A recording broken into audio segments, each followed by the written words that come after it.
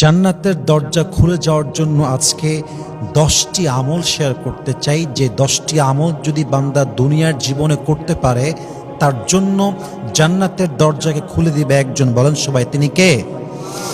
জান্নাত যদি আপনি পেয়ে যান, জান্নাত যদি আমি পেয়ে যাই, পাওয়ার মতো আর কিছুই বাকি নেই। আর জান্নাত যদি আমি না পাই, জান্নাত যদি আমার আসল ঘর না হয়, no matter whatever I have got in my life, যাই পাই না কেন আমার লাইফে, আমি আসলে আমার আসল গন্তব্য অর্জন করতে পারি নাই, আমি আসলে আসল জিনিসটা আমার লাইফে অ্যাচিভ করতে পারি নাই। মাথায় রাখবেন, যে জান্নাত পেয়েছে সে সব পেয়েছে, যে জান্নাত পায় নাই সে আসলে কিছুই পায় নাই।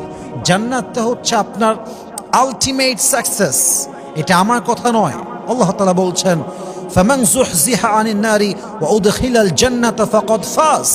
যে বান্দা জাহান্নামের খাতার থেকে তার নামটা মুছে ফেলেছে এবং জান্নাতের কাতারে তার নামটা সুনিশ্চিত করেছে, তার মতো সফল আমার চোখে আর সেকেন্ড কেউ হতে পারে না। সুবহানাল্লাহ পড়ুন সবাই।